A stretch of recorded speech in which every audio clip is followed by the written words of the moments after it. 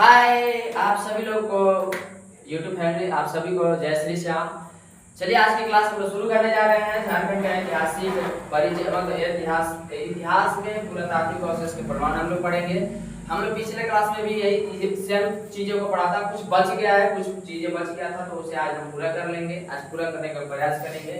तो चलिए आप सभी लोग सब ठीक ठाक है ना?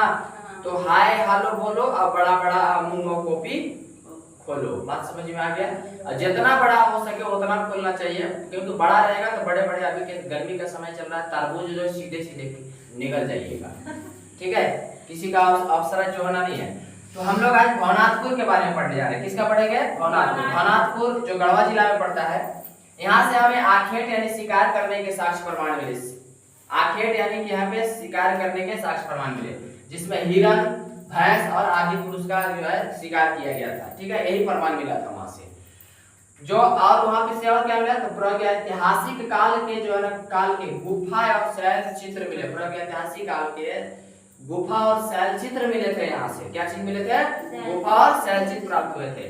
पांडु जो पलामू में पड़ता है, पलामू जिला में पड़ता है, यहाँ से आपको चार पाया वाला चौकी मिला। क्या मिला? 4 पाया वाला चौकी प्राप्त हुआ था। मतलब इसको रखा कहाँ गया है 4 पाया वाला चौकी को? पटना संग्रहालय में। देखिए उस समय, अभी आप कहिएगा रांची संग्रहालय में क्यों नहीं रखा गया? ये देखिए ये सब जिस समय खुदाई हुआ था उस समय हमारा झारखंड अलग नहीं था। बात समझ में आ रहा है नहीं यार? हाँ नहीं? तो थोड़ा कॉमन सेंस है ना, इसका बहुत बड़ा जो है दिमाग लगाना पड़ेगा एग्जाम में, तो फिर गड़बड़ा जाएगा। आप कहिएगा कि आपसे पूछ देगा मैं इसमें हमारा जैसा अगर क्या बोलते हैं ट्यूशन सेंटर रहेगा ना, तो हम आपको जो है ना हलवा निकाल देंगे, जान लीजिएगा। हाँ, ये सब उठा उठा के डाल देंगे। पूछेंगे कि डायरेक्ट बोलेंगे कि प्रागैतिहासिक काल के जो भवनाथपुर में जो साक्ष्य प्राप्त हुए थे उसको जो है पटना संग्रहालय में रखा गया। क्यों रखा गया? रांची संग्रहालय में क्यों नहीं? अब उसको 4 को ऑप्शन दे देंगे, उसके बाद हवा निकल जाएंगे आपकी। बताइए क्यों नहीं होगा? हाँ, तो इसीलिए आपको कह रहे हैं माइंड को इतना बढ़िया से उसको मतलब यूटिलाइज करके रखिए, पढ़ के रखिए, ताकि आपको कैसे सवाल पूछे उसका एग्जाम में जवाब मिलना चाहिए। हाँ या नहीं? गुड। अब पांडु से क्या मिला? 4 पाया वाला चौकी मिला। कहाँ रखा गया? पटना संग्रहालय में रखा गया। उसके बाद मिट्टी की एक कलश मिला, तांबे का औजार मिला। मिट्टी के कलश का मतलब है कि उस समय कुम्हार भाई थे। हाँ या नहीं? यानी उस समय जो मिट्टी के घड़ा वगैरह बनाया जाता था, वो कहाँ से साक्ष्य प्राप्त हुआ था? पांडु से। पांडु के पलामू जिले से प्राप्त हुआ। ठीक है, उसके बाद यहाँ आगे लिखा हुआ है पलामू किला के लातेहार से हमें क्या साक्ष्य प्राप्त हुआ? तब पलामू किला के लातेहार से साक्ष्य बुद्ध की मूर्ति जो सोया हुआ, यानी कि मुद्रा का मतलब है नींद में। मुद्रा का मतलब नींद में। वो कहाँ से मिला था? पलामू किला से, लातेहार जिला से। उसके बाद यहाँ नोट में लिखा हुआ है, ध्यान रखिएगा। नोट में ये सब वीवीआई है यार, ध्यान रखिएगा। ये सब वीवीआई बोल रहे हैं, जो भी चीजें लिखा हुआ है सब वीवीआई है। पलामू के प्रमंडल से पाषाण काल के औजार प्राप्त हुए। पलामू प्रमंडल के पाषाण काल से क्या प्राप्त हुए थे?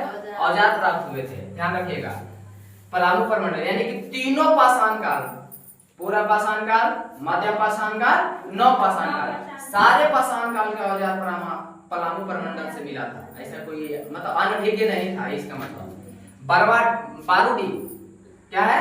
बारूडी में एक जगह है सिंभूम, मतलब सिंभूम में एक जगह है बारूडी। याद रखिएगा, बहुत विद्याई है। आपसे एग्जाम पूछेगा कि तीनों पाषाण काल का औजार, तीनों पाषाण काल का औजार कौन से प्रमंडल में मिले थे? तो कौन सा प्रमंडल में मिले थे? कौन सा? पलामू प्रमंडल में। बारूडी जो सिंभूम में पड़ता है। ठीक है, यहाँ से क्या साक्ष्य मिला था? तो साक्ष्य मिला था पाषाण काल के मृदु भांड। मृदु भांड मतलब घड़ा। मृदु भांड मतलब मिट्टी के बर्तन, घड़ा जैसा रहता है। ठीक है, उसी का साक्ष्य प्रमाण मिला था, मृदु भांड जिसको बोला जाता है। अब पत्थर के हथौड़ी क्या मिला था? हथौड़ी और मटके, किस चीज के? मिट्टी के, पक्का मिट्टी के मटके मिले थे। ठीक है, आई मृद भांड मतलब होता है बर्तन, मिट्टी के बर्तन कहेंगे। अब पत्थर के हथौड़ी का मतलब काटे वाला, पीटे वाला, थूरे वाला ना, समझ में आ रहा है ना? उसके बाद है बेनुसार जो है सिंभू में पड़ता है। यहाँ से क्या साक्ष्य मिला था? 7वीं जैन मूर्ति, यानी कि 7वीं शताब्दी के जैन मूर्ति मिले थे उस काल के। समझ में आ रहा है? उसके बाद चक्रधरपुर से क्या मिला? चक्रधरपुर से साक्ष्य जो मिला था नव पाषाण काल के धार वाला चाकू मिला था। धार वाला धार वाला चाकू। समझ में आ रहा है? धार वाला चाकू के बारे में जानता है ना? ड्राम में पैक करे वाला है। चकंदारपुर से क्या मिला था? साग से मिला था धार वाला चाकू, यानी कि ये नवपाषाण काल के औजार मिले थे। किस काल के? नवपाषाण। तो धार वाला चाकू यानी चाकू का उसमें प्रचलन हो गया था, तो नवपाषाण काल के, लेकिन पत्थर के बने थे। किस चीज के बने थे? पत्थर के। किस चीज के बने थे? पत्थर। समझ में आया? नहीं आया? आ गया। तो चलिए आज की क्लास हम लोग यहीं पे इसको समाप्त करते हैं। हम लोग नेक्स्ट मतलब अगले क्लास में मिलते हैं। तब तक के लिए आप सभी लोग को जय हिंद,